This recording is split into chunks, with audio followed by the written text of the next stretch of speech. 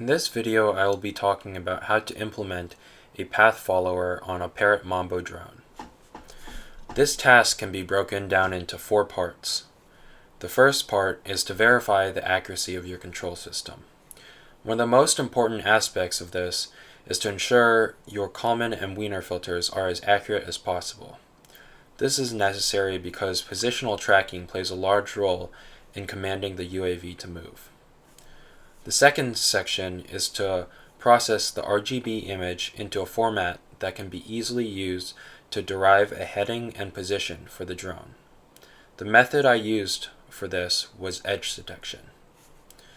The third part is to use the data returned from the processing to determine how the drone should behave. Corner recognition is the biggest component of this section. Being able to identify angles correctly and recognizing corners is crucial to being able to have your drone follow a path. Lastly, using the information from the third part, you must determine how to change the behavior of your drone.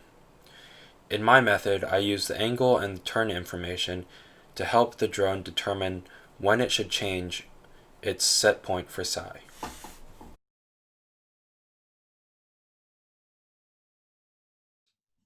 The first step I took to increasing the accuracy of my Kalman and Wiener filters was to gather more data to use in calculating my noise and measurement covariance matrices. Previously, my Q and R matrices were calculated using just 20 seconds of flight data. This resulted in just 4,000 data points used for calculations of these matrices. However, this time around, I held the drone in place for 150 seconds, which corresponds to 29,000 data points. Although for my calculations, I cut out the first and last 5 seconds of data. This was done because the start and end of flight was observed to have inconsistent data. The second step I took to increasing the accuracy of my filters was to use an estimated state in the controller while the drone was taking off. While this initially seems counterproductive, the results were observably better. This makes sense due to the fact that our Kalman and Wiener filters both use the optical flow data as measurement inputs. Since the optical flow states depend on the camera for its estimations, takeoff becomes problematic due to the fact that the camera initially starts on the ground and ends up 1 meter in the air within the time span of 1 to 2 seconds. Although the optical flow algorithm is proprietary, we can infer that the basic principle used for calculating these states is analysis of the rate at which pixels move through the frame. This means during takeoff, the optical flow data will be inaccurate as the frame would initially have an entire frame of black or close to black pixels. However, once off the ground, the pixels used for optical flow become drastically different. To counter this, I used my nonlinear state equations as feedback to the drone for the first 5 seconds of flight. In order to verify my filters were estimating my states accurately, I measured out and marked various distances on the ground as shown here. I placed marks that measured out 1 square meter around the center point. By doing this, I was able to more easily observe any X and Y drift I was getting. After the flight, I would then plot the X and Y data to see if it matched up with what I observed. An optional step to this verification is to record the flight and look back at it as you examine your plotted data.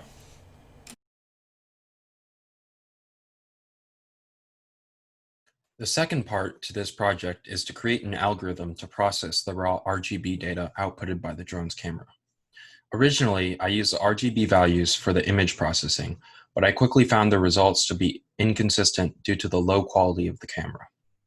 As a result, I opted to switch to edge detection as my main method of determining a path. This allowed for greater consistency, but has a trade-off of being less versatile. For example, this method assumes a path is the only high contrast object on the ground. This means any objects that might pass through the camera's frame has the potential to throw off calculations to determine the path. For example, if there's a quarter that is to the right of the path, but in the camera's frame, it might be used to calculate an angle that would instruct the drone to turn right when it should be going straight along the line. This will be easier to understand after explaining the method of image processing. The first step is to convert the RGB image into a grayscale image. This can be done using the RGB to gray function in MATLAB. This grayscale image is then used in a function called edge, which analyzes the grayscale image and determines where the edges of the objects in the picture are. There are various methods that can be used, but I found the Sobel method to be the most effective. This function finds the pixels where the gradient is maximum by using the Sobel approximation for the derivative. The next step was to zero any pixels that wouldn't be relevant to determining a path for the drone. For example, the next step was to zero any pixels that wouldn't be relevant in determining a path for the drone. For example, looking at the pixels in the bottom half of the frame serves no purpose. These pixels are behind the drone, hence they cannot be used to determine a path ahead. Additionally, I zeroed any pixels at the edge of the frame to avoid accidental detection of other objects. Because the angle will still be calculated the same regardless how far out the line goes, it is safe to neglect those edge pixels. Lastly, after filtering out the bottom half and the edges of the binary image, I logged the coordinates of each remaining pixel using MATLAB's find function. The x and y coordinate vectors were each then shifted such that the center of the frame was now at 0, 0 instead of 80, 60.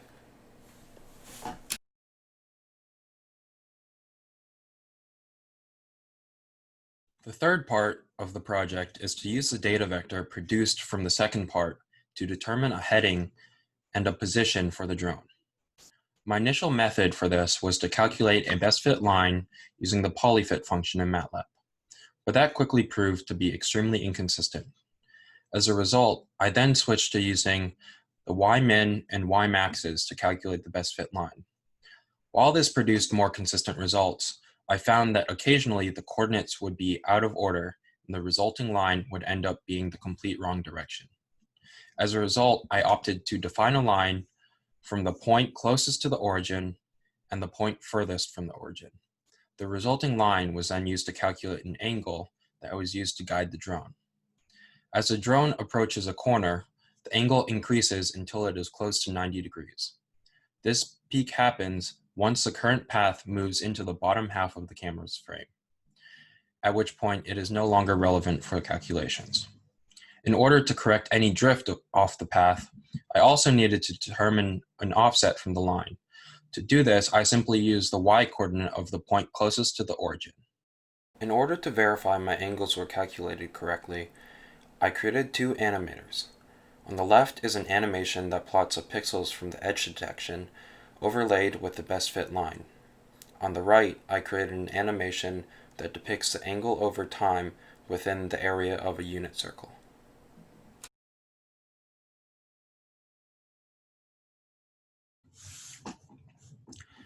The fourth and final step for the project is to decide how to use my image processing data to control my drone. One possibility was to use my angle measurements as feedback into psi for my rudder controller. However, I found this to be unreliable and inaccurate.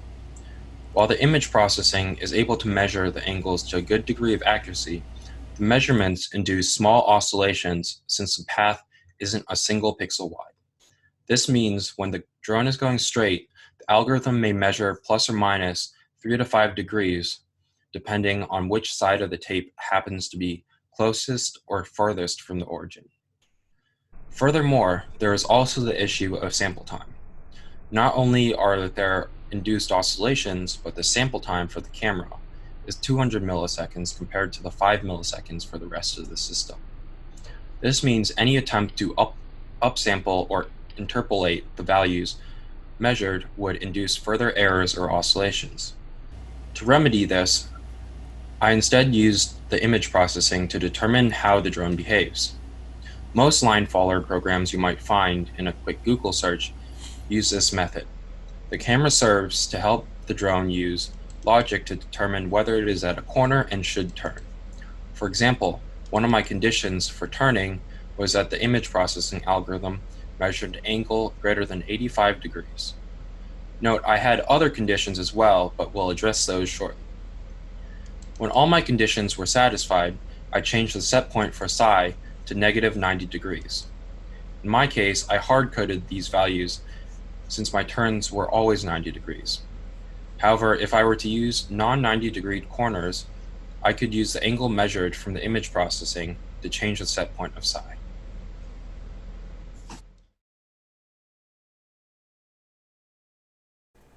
Now let us take a closer look at my flight control system.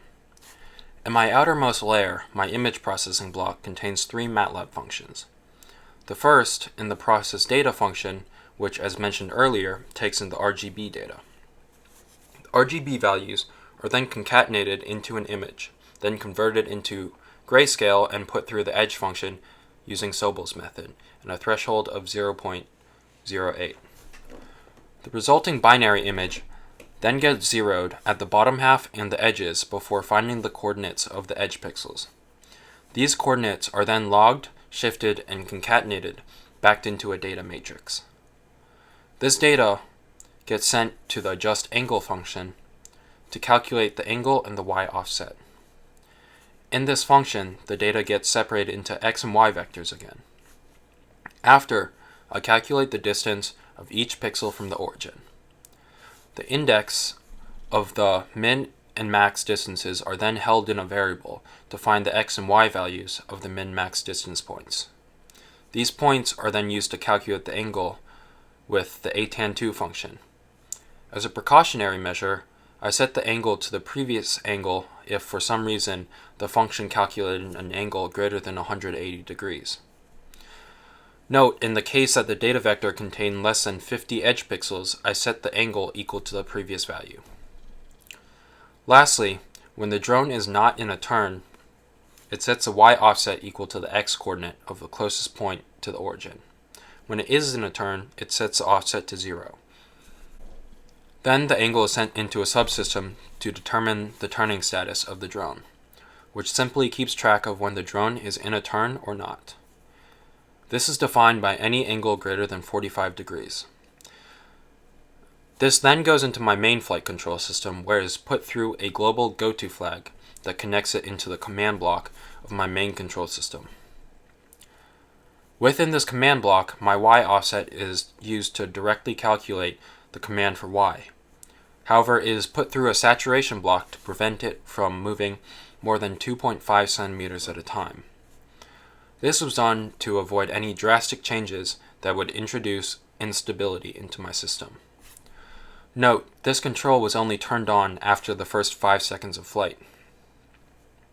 As for the psi set point, the logic is slightly more complex, and this logic was only turned on after the first 10 seconds of flight. The function to determine the psi set point uses 5 inputs: the vision angle, the turn status, the previous turn status, the current psi set point, and a variable called turn permission. Within this function, the turn permission is set to true when the turn status changes from false to true. Otherwise, it remains the previous value. After I establish the turn permission, I can then determine whether the set point should be changed. There are 2 conditions that need to be satisfied in order to turn. First is that the angle is greater than 85 degrees. The second is that the turn permission is true. If these conditions are satisfied, then it changes the psi set point to the previous psi set point and adds positive 90 degrees. After, it then sets a turn permission to false. This variable is necessary to prevent the drone from changing the psi set point multiple times while it is at the same corner. In other words, once the drone has changed its set point, it is restricted from doing so again until it reaches another corner and satisfies both conditions again.